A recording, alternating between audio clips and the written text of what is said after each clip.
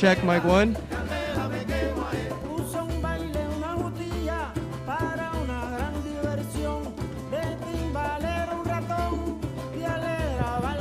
Check, mic 2.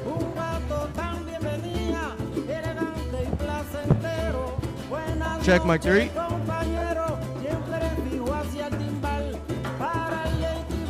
Check, mic 4.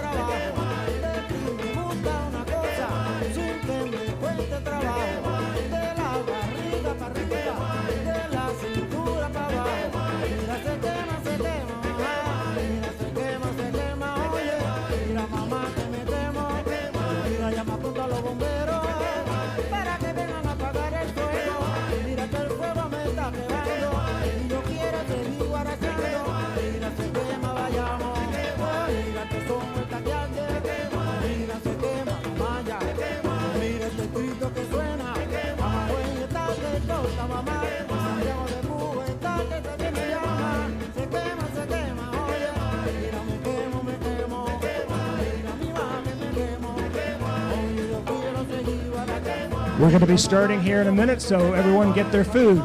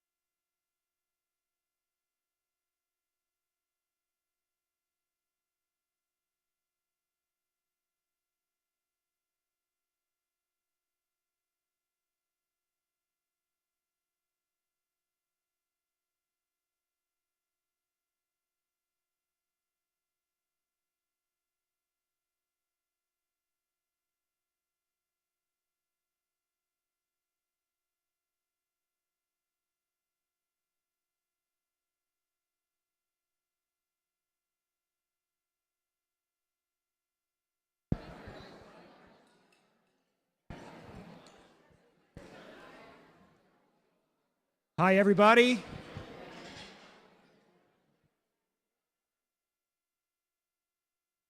Hi, I'm Tom Scherberger, president of the Tampa Tiger Bay Club, and I would like to welcome you to our first in-person meeting in a year.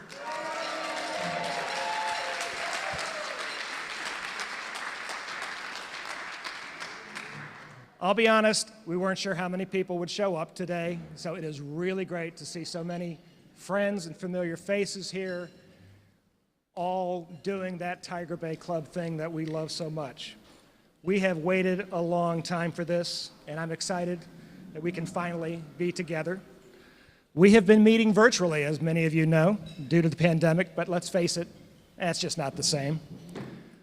What our members love about the Tiger Bay Club, and it's been true since it was founded 39 years ago, is seeing each other in person, breaking bread together, and of course, asking those pointed questions Tiger Bay Club members are so known for.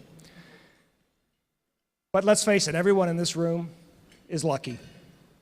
We have survived the worst of the pandemic, but not everyone was so fortunate.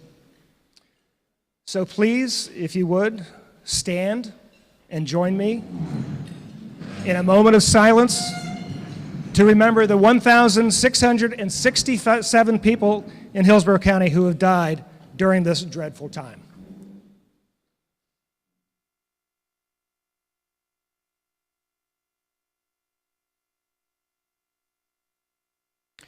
Thank you. Now remain standing and join me in the Pledge of Allegiance. I pledge allegiance to the flag of the United States of America and to the republic for which it stands, one nation, under God, indivisible, with liberty and justice for all. Thanks so much.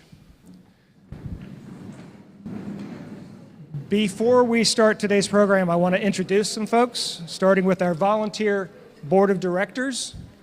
Our board members worked hard over the past year to keep this club going.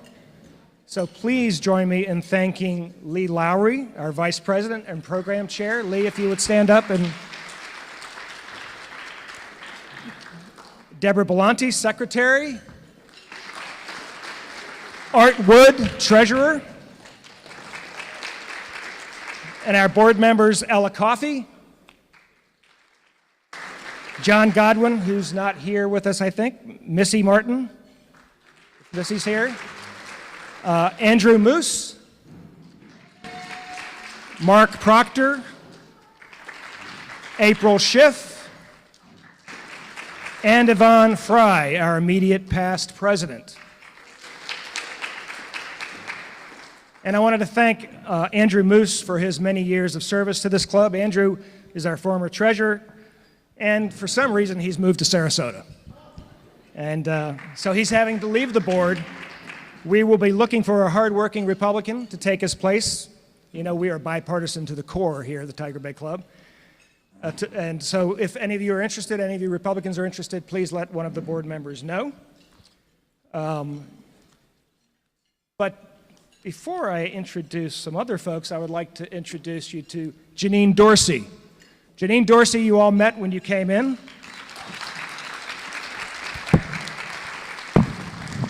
Janine started just a little over a year ago, and then the pandemic hit, and she had to switch from in-person meetings like this to virtual meetings, and the board would like to show its appreciation with this $250 gift certificate. Thank you. It takes a lot to keep these Tiger Bay Club board members wrangled in one place, so thank you, Janine. We also have some elected officials with us today, and I'd like to welcome our new clerk of court and comptroller, Cindy Stewart. Tampa City Council member Joe Citro, a former Tiger Bay Club president, by the way. State Attorney Andrew Warren. And we have a couple of judges with us, Thomas Palermo. Thank you, Judge. And Michael Baggy Fernandez. Please don't judge my performance today. This is my first in-person meeting as president. And thank you all for your service as elected officials. It's not easy. Do we have any candidates for office? We always like to introduce you. Not quite. Oh.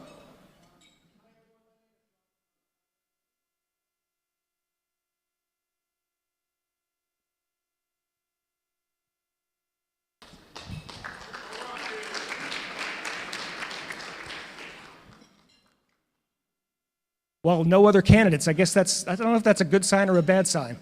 I also want to thank Peggy Land and Tucker Hall for being table sponsors today, and also for sponsoring some of our virtual forums. We literally would not be here today without them or our other sponsors or our members, because their dues help pay our bills.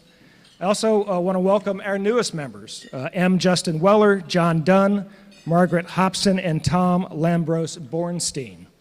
Welcome, all of you new members. We really appreciate it.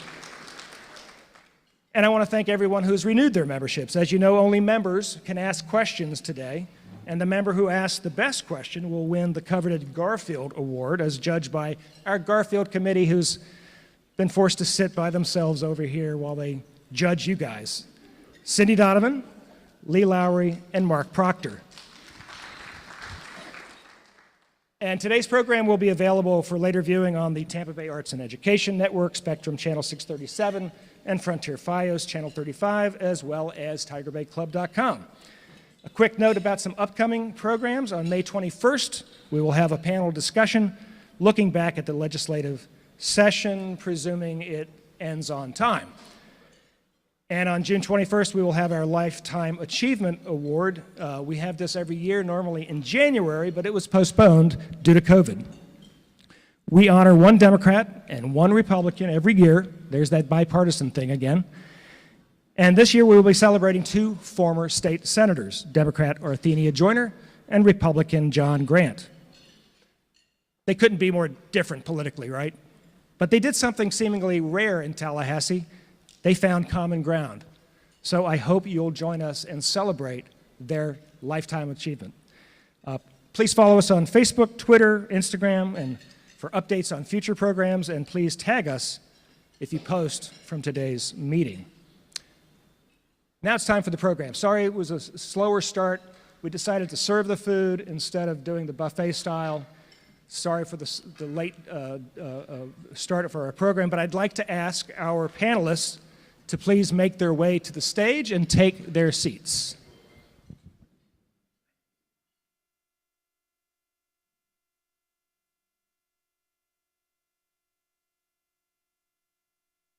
While they make their way up to the stage, just a few thoughts on today's program. 11 months ago, George Floyd was murdered by a Minneapolis police officer. Video of his murder shocked the collective conscience of this country and sparked protests around the world. Tampa saw dozens of marches and demonstrations in all parts of the city last summer, demanding racial equity and police reforms. In response, Mayor Jane Castor appointed a task force that recommended changes, including increasing de-escalation training and revamping police response to mental health calls. The City Council will soon consider changes to the Police Citizen Review Board. City leaders also point to a new $18 million community center in East Tampa and increased affordable housing money. But is that enough? What more needs to be done? Let's turn to our panel to get their perspectives. Yvette Lewis is president of the Hillsborough NAACP. Bernice Lauredan in the center helped organize some of last year's marches. And Stanley Gray is the interim director of the newly revived Hillsborough County Urban League. We invited law enforcement representatives to join us, and we are sorry they could not be here. Bernice, I thought I'd start with you. I know you can't speak for all the marchers. There were thousands of them. But I wonder if you could, in just 3 minutes, tell us what the top demands were, and have they been met? Thank you so much, Tom. I'm super excited to be here with y'all today. I would say that the top demand for the marches that we saw was, firstly, getting a trial and pursuing justice for George Floyd, which we did see. Secondly, the demand was defunding the police. And I know when we think about defunding the police, people often think like, oh, we're going back to like the wild, wild west, or, you know, something terrible is going to happen if we do that. The reality is all it means is taking some funding and reallocating that to some social programs so that we can actually help prevent crime. When we think about what police do in our state, what we see is normally we call the police after a crime has already happened. So they're not necessarily preventing crime from happening. So if we invest in our communities, invest in social programs, think about poverty as one of the leading causes of crime as well. If we can address poverty, then we can address crime in our country and our state. Thank you. Yvette, the mayor appointed you to the police task force. Has this been successful? And what more needs to be done?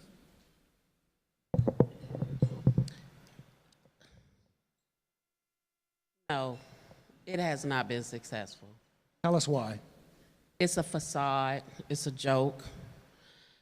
They talked about a lot of stuff, but the stuff that they're talking about is already slowly, they were kind of doing it and then they weren't doing it. So we need to see an aggressive change. We need to see an active change, something powerful that's going to help serve the community and bridge the gap between the African American community and the police department. I didn't see any of that. So some of the suggestions that we were asking for, we didn't get. Can you give us a couple examples? One, we need to see better policing, community policing. Police need to be in the community, walking and talking and interacting with the community, understanding the community. We need to see more implicit bias training dealing with certain cultures that they have to interact with. We, you know, and it should be more programs that would bridge that gap so they will understand that the police is here to protect and serve, but the community is here to live. And so I didn't see a lot of the stuff. So a lot of the police officers that are here now, they don't even understand us. They don't even know us. And when I say us, African American people. Thank you. Stanley Gray, you have helped revive the Urban League after many years of it being away from the scene, and your focus is on economic equity. How do you plan to achieve that? Well, what we're trying to do is make sure that we're not dependent upon government grants and transactional contributions. What we're doing is reaching out to the community, specifically the business community, and try to gain their partnerships. One of the things that we do is when we ask for a give, we have what we call a performance-based give. We have 5 areas that we work in, and I've left some pamphlets on all your tables. And what we ask the person to do is, we'd like you to make a contribution over a 3-year period, but pick one of those areas so we can come up with a program, or we can define the program and then come up with some measurements. And if we don't meet those measurements, then we don't expect years 2 and 3. But the bottom line is that if we are ever going to act as a succinct country, we are going to have economic equity. And the reason why is that there are all kinds of valid indicators and measurements that show that things aren't equal and they're not equitable now. Can you give us a couple of examples of that? I know the Tampa Bay Partnership recently did a study about equity, but... Well, one of the things that we had to do before we could even be considered for an affiliation, which we were formally last week, is that we had to do a community assessment.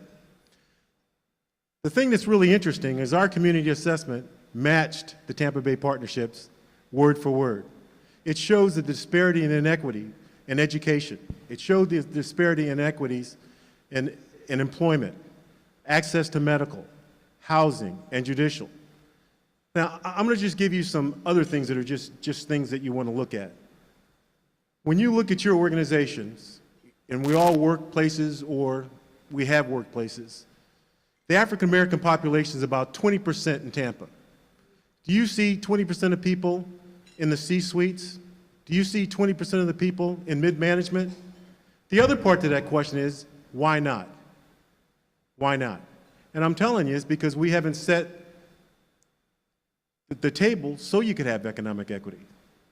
And so the things that we're trying to work with is not so much throw stones at people who aren't there, because I think that we can be a conduit to get there. And the reason why we need to get there is because if we have a stronger community, we will be a better community. But until we are, we're not going to be the best community that we can be.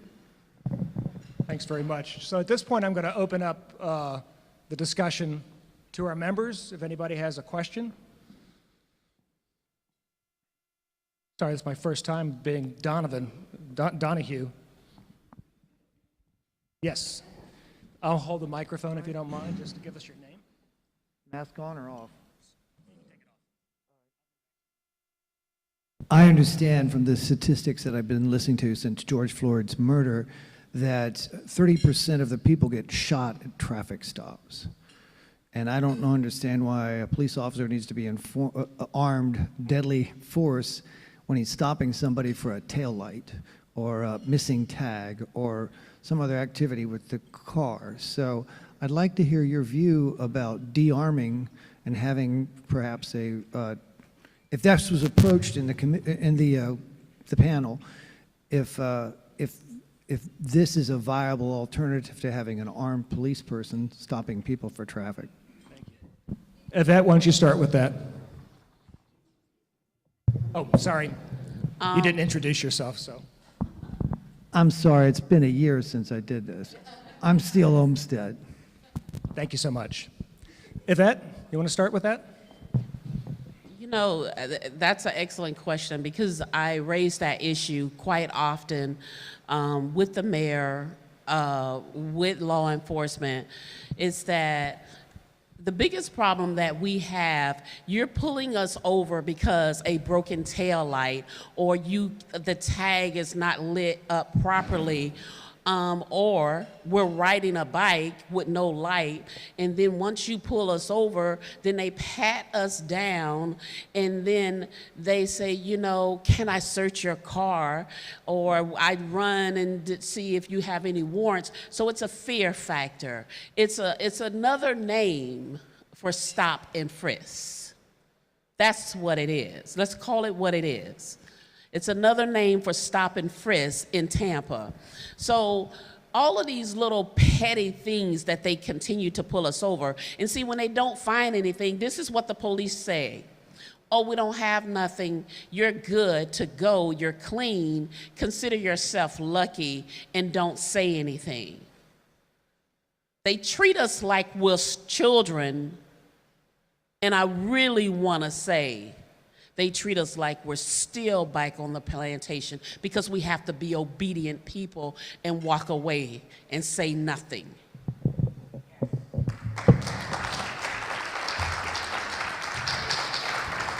Bernice, would you like to address that question? Yeah, I would say I would love to see police that are not armed. And if we look at other countries, we can actually see, like, for example, the UK, majority of the police are not armed in the same way that they are here. I think one of the challenges is that there are a lot of guns in our country, and so we have to look at ways of, like, how do we reduce that, but that's a whole nother discussion. But just thinking about the ways that disarming the police would actually create safer communities, because we would have folks who aren't necessarily at risk of getting shot just because they're getting pulled over for a broken tail light. I come at this from a little different vantage point. As a black male, I can tell you what it's like to be stopped. I have been illegally detained, taken to jail in front of my children for something I didn't do, because there was a warrant out for a Stanley Gray. My name is Stanley G. Gray, and 3 states away. Okay, I've called the police on someone trying to burn down one of my apartment buildings. and I'm the one on the hood of my vehicle. I share these things with you to give you a little color. The problem is that most of our policemen are afraid. I also can say this because I know what it's like to be shot at. I know what fear's like. Our policemen are afraid. Some of that fear is caused by the fact that they haven't been trained, they don't respect the person that they're talking to, and as a result, most of people of color, we're afraid. Human nature tells you when you're afraid for your life, there are two things that you do. You fight or you flight.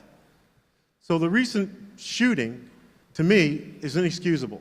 And the reason why it's inexcusable is you stop the person, you know where they live, you know what kind of car they're driving, you have their driver's license, so why is this? There's no fear of your life. Again, in my opening statement, I talked about the need for us getting to know each other and about each other. And you can only do that by understanding and appreciating the history. And until we do that, these things are going to keep occurring. They're going to keep occurring. Thank you, Stanley. Our next question is from... Good afternoon, I'm Alma Gonzalez, and I want to say, first of all, that I am 100% supporter of the blue. I support our law enforcement, our police departments. I represent employees as an employment and labor lawyer, and my concern is what I heard Yvette say in her opening statement, and that is that the opportunity for us to come together and to bring these two thoughts together by this commission that she sits on, that the mayor impaneled, is a facade. And I would like to ask Yvette, if you would, Yvette, please tell us whether the mayor has been receptive to the ideas that you put forward.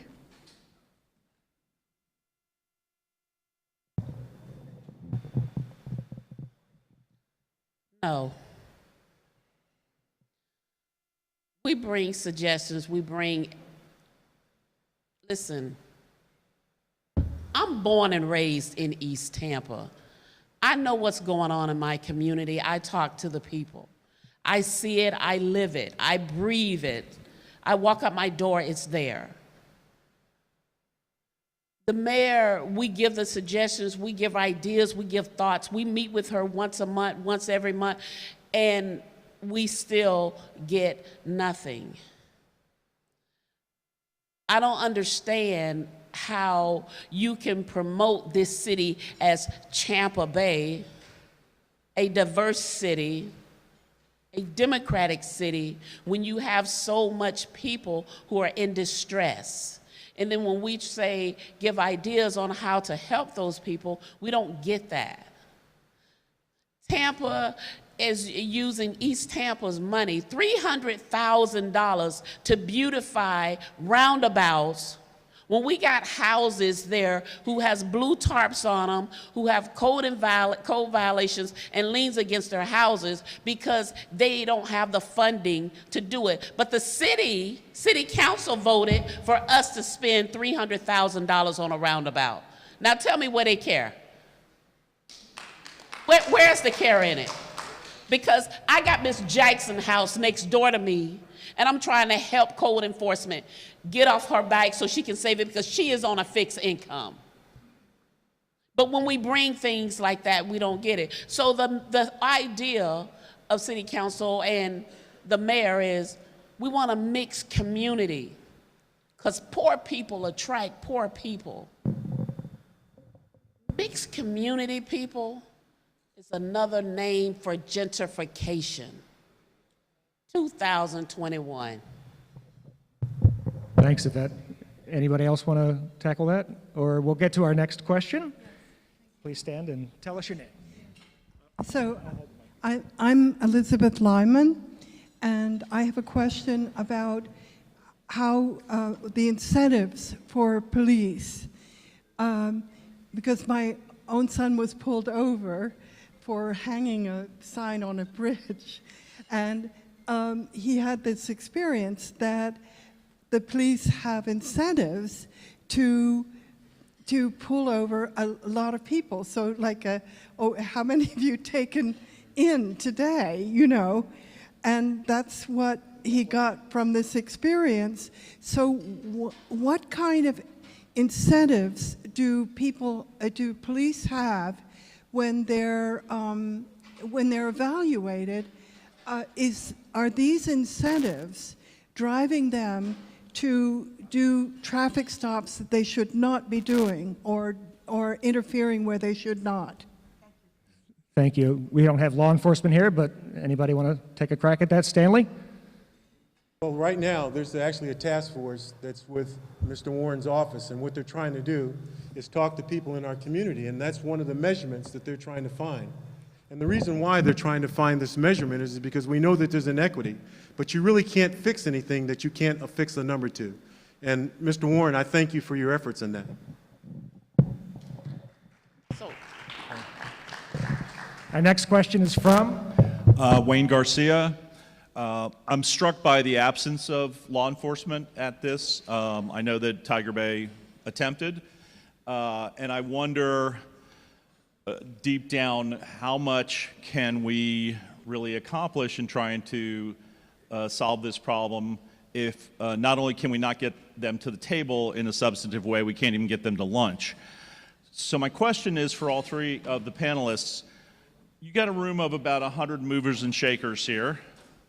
What should we do as soon as we leave this meeting today to make sure that all aspects of the criminal justice system, not just Mr. Warren's office, are at the table in a serious way? Thank you. Bernice, why don't we start with you? Yeah, that's a great question. I would say, firstly, opening the lines of communication with folks are going to be hugely important. I just have this idea that part of the reason that folks didn't come was because of the lawsuit against the city of Tampa, or the pending lawsuit that's going to come up for folks, the protesters that were actually injured. So I think that there's a lot of fear around even starting these discussions, but we have to start somewhere.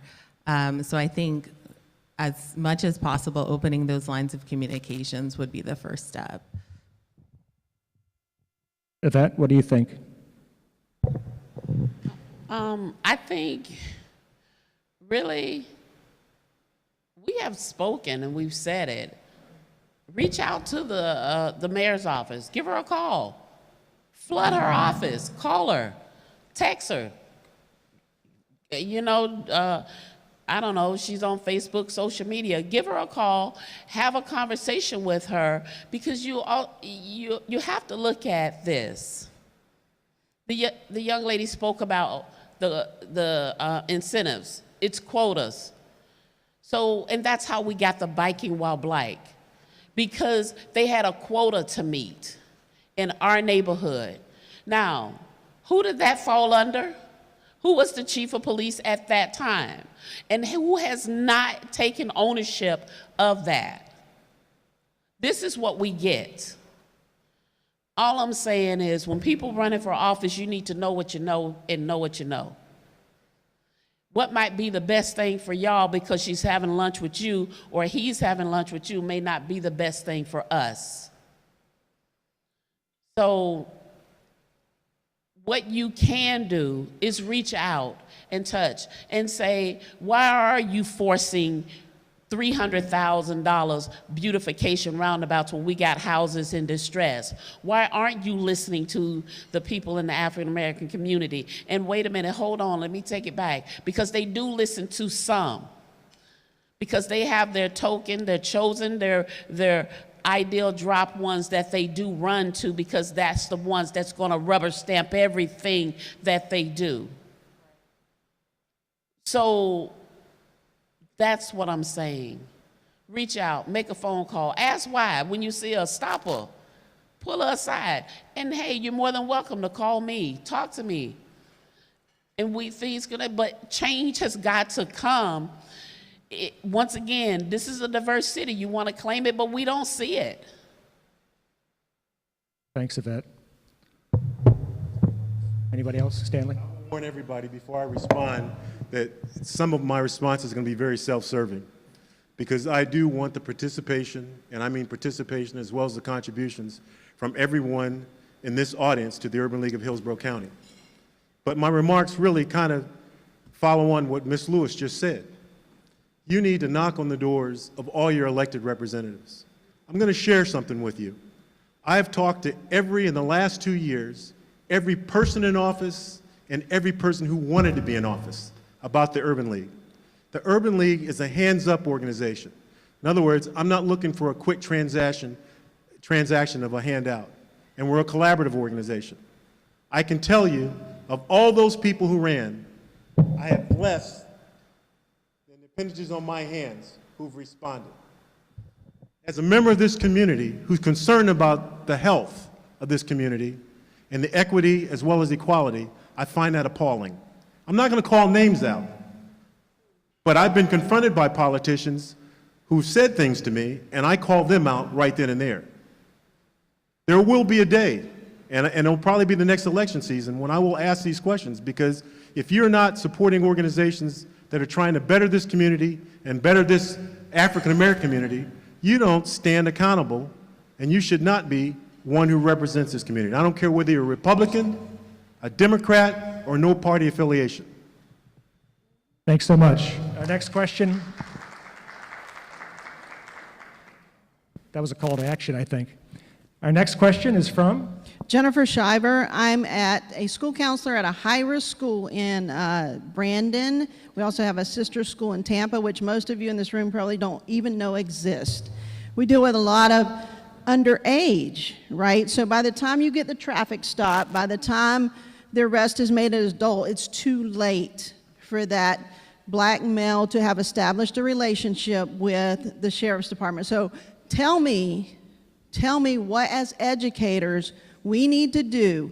In fact, we have a student on our campus. Actually, he's a truant problem because he has given up, but he was actually involved in the protest, was arrested, and was sent to our campus. And he has given up because there is no one, right, after the protest that was able to tell him change happened, and we weren't able to tell him on our campus change happened. So tell us as educators what we need to do in order to help black males in this community get established with help.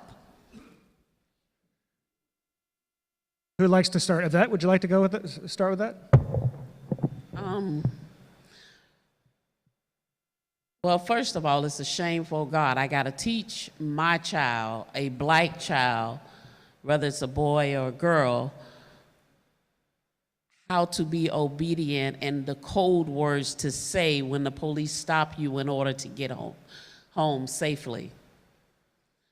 So my thing is, when teaching that child, you show them positive images that there is still hope beyond the horizon. You gotta have faith. There are some days that you go through this thing here that take you 2 steps back but 3 steps forward. I don't understand why a black mother has to teach her son how to bow down and be subservient to the police before she can teach him how to write a paragraph, or say your name, or you don't know what that plays on your mind. Because those are the mind games in the set that they played on our minds back in the days. What this city needs to do is do some employable skills for these parents and for the people. This city has a lot of construction and a lot of work going on to it. They need some job incentives. Yeah, they say they came out with the apprentice program, but what good is the apprentice program if nobody gets a job afterwards? It should be some set-aside jobs for people living in certain communities and certain zip codes so we can have a job. Because I promise you, if Devontae got to be to work at 8 o'clock in the morning, he ain't out there robbing nobody at 8 o'clock at night. Thanks, Bernice. I want to agree with everything that Yvette said. I think what she just shared was super powerful. The reality is, this is also why we talk about defunding the police and think about how are we investing money into social programs that can help folks before they get to the space where they have an interaction with the police and it goes the wrong way. Stanley? I'd like to address your question with two parts. One is that what we as African Americans have to do more of, and that's true mentorship. And that's showing each other love, care, concern. We've got to do that. And I'm actually going to throw a stone at my own organization. That is a member of Omega Psi Phi fraternity and all the male fraternities, because we are not as active in this and committed as we need to be. The second part is, again, being self-serving here, is realizing what the terrain is, realizing what we're dealing with. We have right now in this county about 200 to 300 brown and black kids who age out of school every year. They're in the 9th grade and they're between 16 and 19 years old. One of the programs that we have, and right now, our board chair is talking to Congressman Castor right now, trying to get some funds to help fund this. And what we're doing is we're taking the kids who age out of school before they get real used to not doing anything, and we know what not doing anything leads to. We've actually gone out to some employers, some some electricians, solar power companies, and what we've done is we've set up some pre-apprentice programs. And so they can do that, and what we do is we fund portion of it, and then they can roll into the apprentice program. Now what that does is that puts them on track to have living wage jobs. Because right now what's going on, it's really kind of a joke, and I'm not being mean. To get into the apprentice programs at HCC and the other company on Lois, you got to have two things. A GED, you have to have one of two things. A GED or a high school diploma. They don't have that, so what are you doing? You're relegating them to be unemployed, time on their hands, and we know what's going to happen. Again, I'm self-serving, but look at my sheet here. These are the kinds of things that I want your help with, because it helps our community. Thanks, Stanley. Our next question is from? Sally Cruz. Yes. I want you to know I was born and raised in Seminole Heights. I saw discrimination like you never believe. I probably had the most prejudiced father in the whole wide world. I am not like that. I do have a problem, and I'm probably not the only one in this room that has that problem. When you talk about defunding the police or disarming the police, what you explained was a great explanation, but the majority of people out there don't have that explanation. I also have relatives right now on the police department.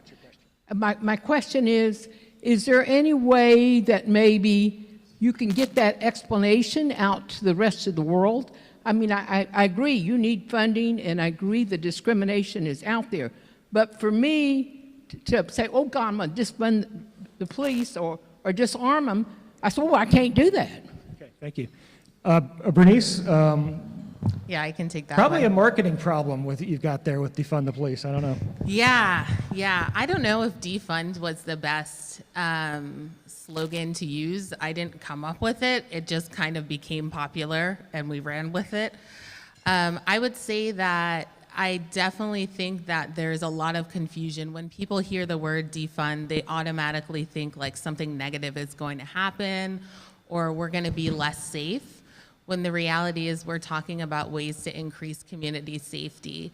So I think conversations like this, talking to people in the community and doing like community education around what does it really mean is really important. And that's going to be one of the things that helps folks understand like what defund the police actually is. Thank you. Anyone else want to say anything? Or we have a lot of questions here. I'm trying to get to as many as we can. Our next question is from Bishop Michelle B. Patty. Mental health issues are a reality in this country. Any of your organization, what are you all doing to lobby the mayor, the chief of police, the sheriff department to get ride-along advocates, mental health advocates, to ride with the police so that they can de-escalate issues before they get out of it. Thank you. Yvette, why don't we start with you since you're on the task force? Those must be interesting meetings, by the way. Yeah, it was. Well, first of all, my thinking is coming from a medical perspective, is that I don't agree with ride-alongs for mental health, because situations can happen at the drop of a hat, and I fear that person's safety that's in that car with them. So I would like to see this come up with some other alternatives, because if you go out and say it's just a domestic violence, domestic dispute, argument, but it can turn deadly quickly. It can escalate from 0 to 10 in a drop of a hat. So I am not really in favor of an untrained mental health person or a person riding along with a police officer, because I fear that person's safety and I want that person to be safe. So I think we need to come up with some things to help dealing with mental health issues and crises. One, we gotta find some of these people a place to live and a place to stay, because they're out on the street and they don't have nowhere to go. And when they're not taking their meds, you know, then they go off their meds and they don't have their meds and they just rumble around. And so we gotta find a stronger point, and we gotta figure something out when it comes to the police and de-escalation. Because as you see, sometimes a taser is just not a taser, it's a gun. Thank you. Bernice? The other thing I would add, just in addition to what everything Yvette said, is how are we investing in mental health care? Because so many people don't have access to the health care that they need. And that's a huge issue. This is like thinking about how are we stopping problems before they happen? How can we support somebody to get mental health care before it escalates to a situation where the police need to be involved? Thank you. Stanley, is the Urban League taking care of that too? One of our objectives, and we're not doing it right now, but it's on the drawing board, is preventive health care. And our emphasis, number one, is mental health. Number two is dental, and number three is physical health. And right now we're in talks with both Moffitt and USF. Now we'll see where these talks go to be able to provide mobile care for people. This is a real problem, more so than what a lot of people want to recognize. And it's not just contained within the people that you see who are homeless. Mental health is a real issue. It's a real issue. Thank you. Next question is from a board member. Good afternoon. My name is Ella Coffey. So my question is, we have a couple people here that we can probably start working on something together.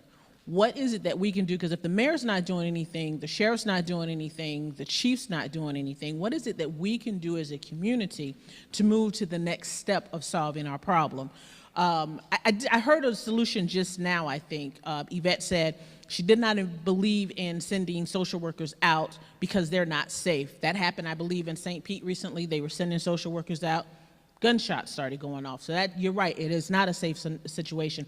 But Black Lives Matter needs to start having that conversation about how do we truly defund. But I want to hear from you all, to this group, how do we move forward together? Stanley?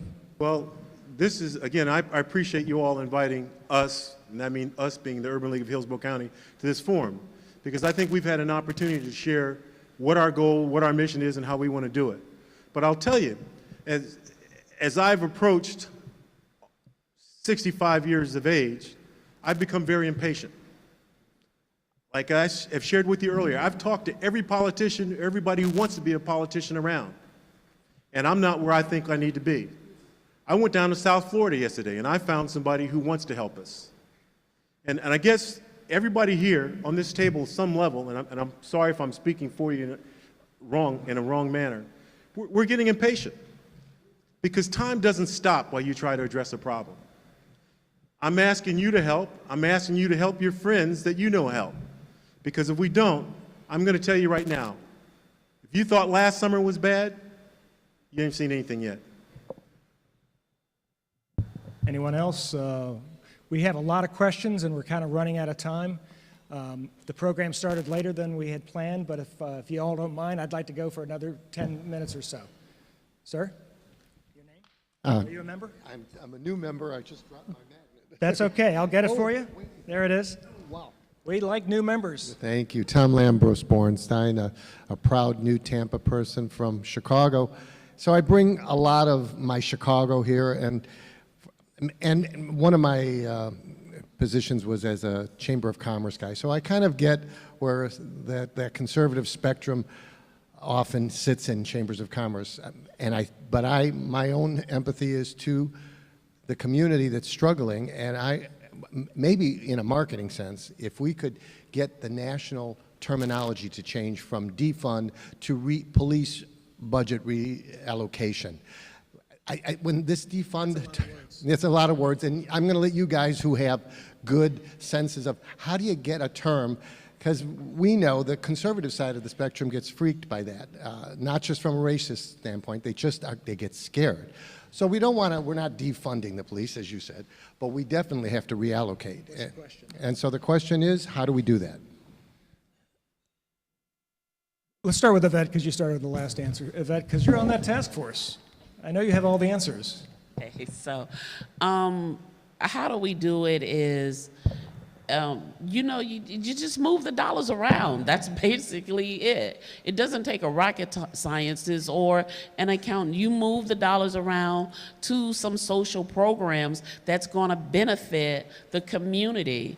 And I'm not saying you go to city council and ask city council to move the police headquarters into the African American community, which is already over policed. So that's what they're doing. So, which I don't understand that either, because we already have a substation and you bring in more police officers there. So once again, it doesn't take a rocket scientist. If you got kids that need assistance that have not graduated from the Hillsborough County school system from some reason or another, because our school system, that's a whole nother show, then why not allocate those dollars to educate those kids, to bring them up to the level where it needs to be? Why not go deep in the community, get off the main corridor, everybody that's running for election and elective officials, and go deep up in the community and ask them, what are your job skills and your job qualifications, and find some place where they can go get some workforce skills and some work and allocate those dollars to that. Do that to help the people and give the people a sense of hope or pride. But I'm like with Stanley, I'm tired of waiting. I want it now. There's no excuse. Tampa needs some aggressive changes now. I looked at the internet and they showed me an article where the Birmingham mayor excused over 15,000 marijuana cases. You know what that looks like to a black person who's trying to get a job or trying to find a place to stay? Why can't we have some aggressiveness in this city? Or is everybody too scared to say something? Thanks, Yvette. Bernice, Stanley? I would agree with, I keep agreeing with Yvette today. But I would say, listen, what's missing is not the money. We have money. What's missing is the political will to stand up.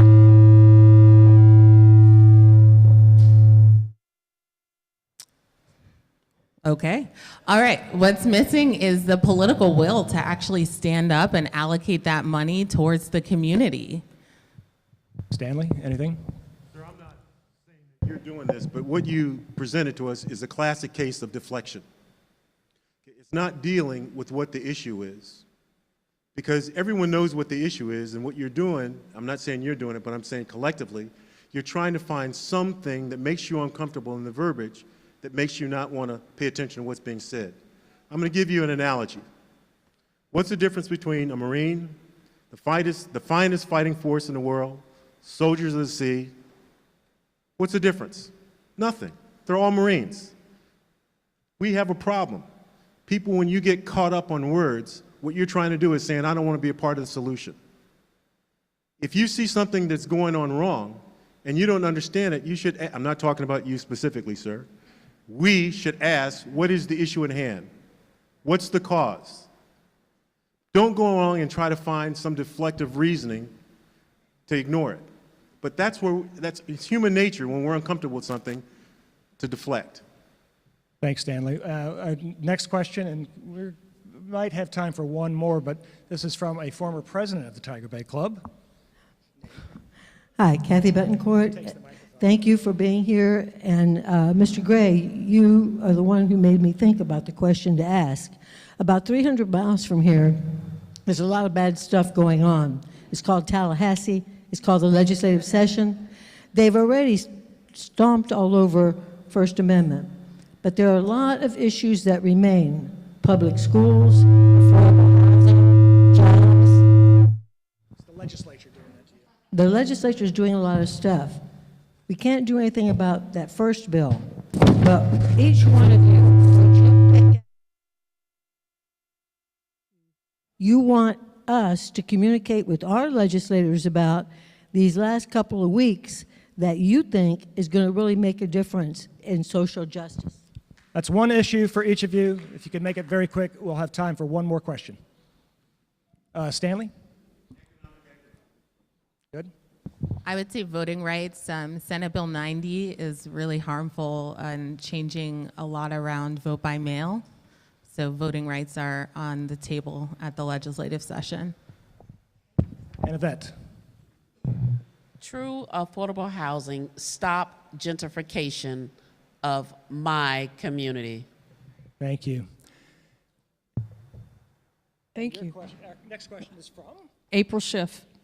I agree with a lot of what you said, not all of it, but a lot of it, and I'm struggling with a conflicting message that I'm hearing, because you're saying to disarm the police officers and send them out into their jobs every day, but you're at the same time saying that it's not safe for an unarmed person to accompany them. So if we're going to disarm the police and send them into an unsafe situation, how are we not creating more risk for our police officers as well? Yvette, let's start with you. Okay, first of all, I ain't never say disarm no police officer. I said there's a difference between a taser and there's a, oh, okay, because I want some clarification, because if I'm in distress, I need you to come and get me, okay? If you're a police officer and I'm in distress, I need you to come and get me. But my thing is, with the police department, I don't understand the fact that they say this cold word. You're talking about cold words, and they say they fear their lives. They fear their lives, but they're the ones that have the gun. My God, I fear my life. So that's what I'm saying. But until we start holding police officers accountable, until it stops becoming justifiable, until somebody go to jail or get fired for killing somebody, we still gonna be right here today having the same conversation. Because when a police officer shoot at a black person, kill them, stab them, run them over with a car, all they get is a slap on the wrist, and they go home to their wife or their husband and just have a cup of coffee. You know, that's all they get. We don't get nothing.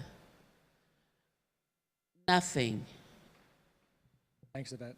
Bernice? Yeah, I'll answer that by saying we really need to reduce the amount of guns that are in our communities in general, and that's not an easy thing to do. So that will not only make our police safer, it will make everyone safer. And Stanley? I still think it goes back to understanding everybody's roles. And I also think that when we have that, we'll have less fear. And I think when people act out of fear, there's violence. And often that violence is uncontrolled. Thank you. We've had a lot of great questions today, and I wish we could have gotten to more of them, but the Garfield Committee is now going to confer to decide who gets the coveted Garfield and who has the best question. While they do that, I did want to see if there are any final thoughts. I note that there is a march tomorrow at Cyrus Green Park. Cyrus Green Park. Starting at 2:30 if anybody wants to join that. I'm sure Bernice would be happy to see you. Yvette, any final thoughts? I just want to say thank you. I don't know what else to say but to tell you the truth. It is not my intentions to hurt anybody's feelings or step on anyone's toes, but enough is enough. In the words of Fannie Lou Hamer, I am sick and tired of being sick and tired. If you want to join the fight, the battle with me, stand with me. Let's walk together. I love to see it. Thank you. Thank you. Bernice? I would say definitely stay engaged. The struggle towards justice continues. Thank you. And Stanley, final thoughts. I was going to read you something from this book called Excuse me, I was going to read you a paragraph from the book called Caste. However, I went to a ceremony yesterday for one of my mentees, and he said something that just really got my attention. And he quoted President Roosevelt. And I would offer this quote to all of you all. Do what you can, where you can, when you can. Thank you.